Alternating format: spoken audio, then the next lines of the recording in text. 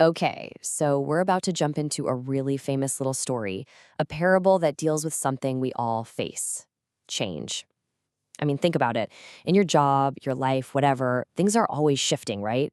Well, this story, Who Moved My Cheese, gives us a super simple but powerful way to think about how we deal with all of that. So let's just cut right to it. I have a question for you. Are you a mouse or are you a little person? Now, that might sound a little weird, but in this story's world, those are basically the two types of people navigating the, maze of life. Figuring out which one sounds more like you is going to be the key to this whole thing. So let's meet the cast. All right, here they are, and this is where it gets interesting because you're probably going to see a little bit of yourself in one of these guys. So, in the story, the maze is just a metaphor for, say, your company or your life in general. And the cheese, well, that's whatever you want out of life: a good job, a happy relationship, money, you name it. First up, you've got the mice, Sniff, who's always got his nose in the air, sensing when things are about to shift, and his buddy Scurry, who's all about action.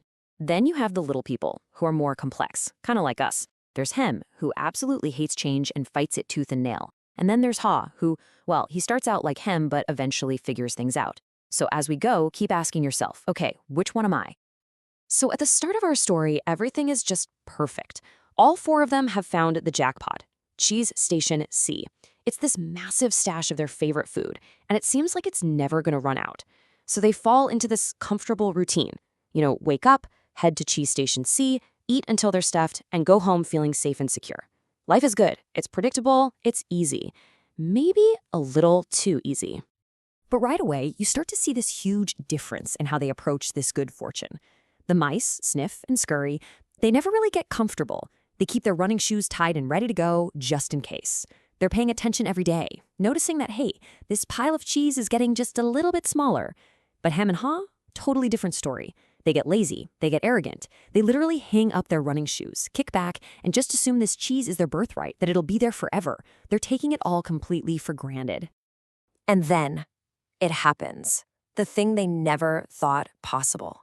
They show up one morning ready for their daily feast at Cheese Station C, and there's nothing. It's empty. Gone. The one thing their entire world revolved around has just vanished. And the way they react to this, it's like night and day. The mice, they don't even blink. They're not surprised at all because they saw the signs. So they just look at each other, shrug, and immediately take off into the maze, looking for new cheese. No hesitation. But the little people, oh, they are completely blindsided. They're shocked, they're angry, they're paralyzed. They feel like victims, and they just stand there in the empty station, hoping the cheese will somehow, magically, come back. And this leads to that famous line screamed by him: "Who moved my cheese?" And he's not actually asking a question, is he? He doesn't want an answer. It's a shout of pure outrage. It's all about blaming someone, anyone, and just flat out refusing to accept the new reality. He's in total denial. Heem is that part of all of us that just digs its heels in when things change. He's angry. He feels entitled. He truly believes that the world owes him that cheese, and if he just stands there and complains loud enough, someone is going to come along and fix it for him. The idea of going back into that big, scary maze? No way. Not even an option. But then we get to Ha, and this is where the story really starts to shift. As they're sitting there, getting weaker and hungrier day after day, Ha starts to think, you know what? This is kind of ridiculous. It slowly dawns on him that waiting is not a plan. It's not a strategy. The old cheese is gone for good. And that single thought, that tiny crack in his wall of denial, that's where his whole adventure begins. So how does he actually get himself to move? Well, it happens in 3 really important steps, all in his head. First, he just accepts the truth, the hard reality. The cheese is gone, period.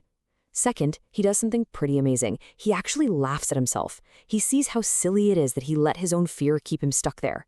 And that leads to the third step. He makes the incredibly brave choice to leave his friend Hem behind and head out into the maze all by himself. And this is where he asks himself the most powerful question in the whole book. This is the one that changes everything. He asks, what would you do if you weren't afraid? Just think about that for a second. That question cuts through all the noise. It helps you see what you really want, separate from the fear that's holding you back. And for Ha, the answer was suddenly crystal clear. I'd go find new cheese. So Haas starts his journey. He's moving through the dark, unfamiliar corridors of the maze, and yeah, he's scared. But he also starts finding little bits of cheese here and there, just enough to keep him going. And as he learns these really important lessons about change and fear, he starts writing them on the walls of the maze. He's kind of hoping that maybe, just maybe, Hem will eventually get moving, and these messages will help guide him. And these messages, they're the heart of the story. Okay, so the first piece of wisdom he scribbles on the wall is maybe the most obvious, but also the one we forget the most. It's simply this: change happens. They are always going to move the cheese. It's not personal. It's not some grand conspiracy against you. It's just the way life works. And trying to stop it is like trying to stop the ocean's tides. It's just gonna happen.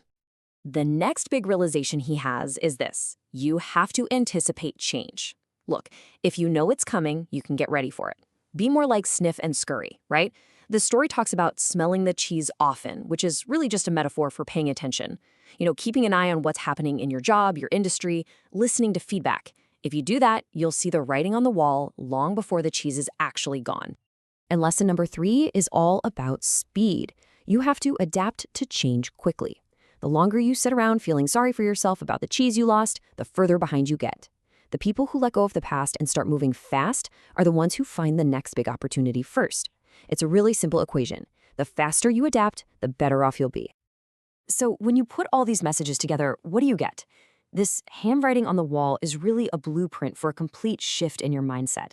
It's about going from being a victim of change, thinking, why is this happening to me, to seeing change as an adventure. It transforms that big, scary, unknown thing into a genuine opportunity. And this leads to the final and maybe the most powerful piece of handwriting on the wall. Enjoy change. Seriously, don't just put up with it or tolerate it. Learn to love the journey. Get excited about exploring the maze and finding something new and even better. When you can do that, you've really mastered it.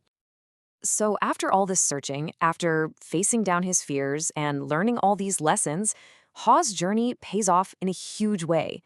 He rounds a corner in the maze and there it is. Cheese Station N. This is the big reward for all his courage. And listen, this wasn't just a little pile of cheese to tide him over. No, this was the largest supply of cheese he had ever seen in his life. All different kinds, more than he could ever imagine. And that's the point, right? The thing he was terrified of, the unknown maze, was actually hiding a reward that was way, way better than the comfortable old life he was so desperate to hold on to. And guess who he finds there, already munching away, looking fat and happy?